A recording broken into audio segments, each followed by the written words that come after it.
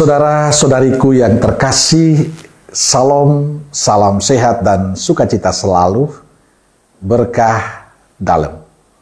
Sudah kita memberi senyum hari ini, Rabu 5 Februari 2025. Gereja memperingati Santa Agatha, perawat dan martir. Kita awali permenungan kita hari ini dengan tanda kemenangan Kristus dalam nama Bapa dan Putra dan Roh Kudus. Amin.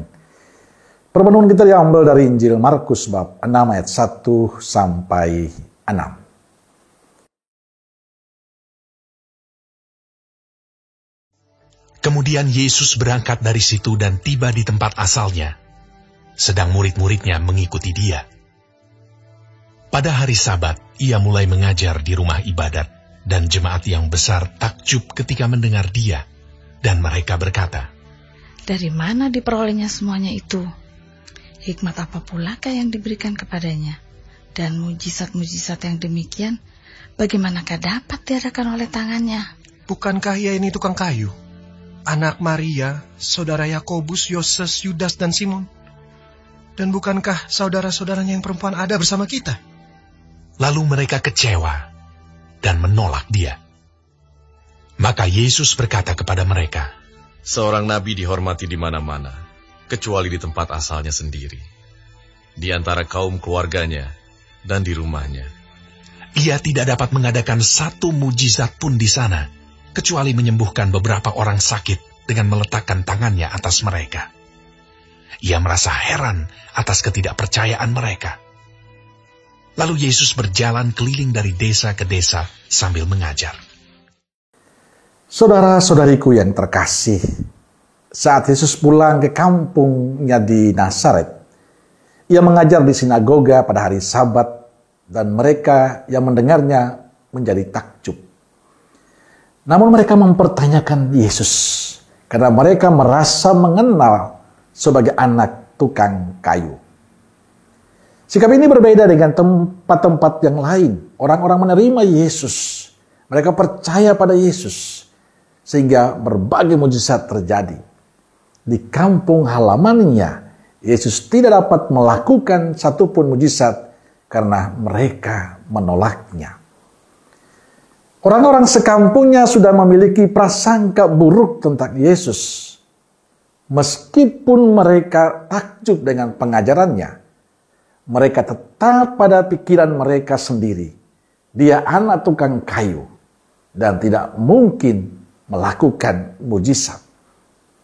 Mereka tidak terbuka hati terhadap apa yang Yesus singkapkan dalam dirinya pada mereka. Akhirnya mereka tetap tidak mengenal Yesus sebagai Tuhan dan Mesias bagi Israel. Mereka tetap pada keyakinan mereka, dia anak tukang kayu, bapak ibunya mereka kenal. Saudara-saudariku yang terkasih, apa yang dilakukan oleh orang sekampungnya seringkali menjadi pemikiran kita. Injil hari ini sebenarnya menjelaskan pada kita semua bahwa Yesus sebenarnya telah menunjukkan pada kita siapa dirinya. Ketika kita membaca dan merenungkan sabda Tuhan, Ia ingin kita mengenalnya sebagai Tuhan dan Juru Selamat. Sayangnya pemikiran kita tentang Yesus sering dipengaruhi oleh kebutuhan kita, kondisi kita, informasi yang kita dengar. Kita kurang mendalaminya dengan baik. Kita kurang mengenali Yesus dengan baik. Akibatnya apa? Iman kita sangat dangkal. Sehingga bila ada situasi, keadaan di sekitar kita yang bicara tentang Yesus, kita belum sepenuhnya yakin. Kita belum percaya dengan sungguh. Maka hari ini kita diingatkan agar kita perlu menjernihkan hati dan pikiran kita tentang Yesus yang kita imani. Kita perlu berdoa agar kita semakin yakin dan percaya bahwa Ia mampu merubah segala sesuatu menjadi baik. Kita perlu lebih tekun dalam doa-doa kita. Kita perlu lebih tekun dalam membaca dan merenungkan sabda Tuhan. Kita perlu lebih tekun merayakan Ekaristi. Kita perlu lebih tekun mengolah kehidupan rohani kita agar kita tidak seperti orang sekampung Yesus yang tidak mengenal Yesus sebagai Mesias penyelamat kita. Saya percaya dengan tekun dalam doa kita, berpasrah pada Tuhan, merenungkan firman-Nya, setia dalam Ekaristi, dan pengolahan rohani, kita sampai pada titik bahwa kita yakin apa yang kita imani, yang kita yakini itu sesuatu yang sempurna dalam kehidupan kita. Karena Dia mampu mengubah segala sesuatu supaya kita semakin dipantaskan di hadapan Tuhan. Amin. Semoga Allah yang Maha Kasih memberkati saudaraku sekalian, Bapa, Putra, dan Roh Kudus. Amin. Keluarga Kudus Nazaret, doakanlah kami. Amin. Berkah dalam.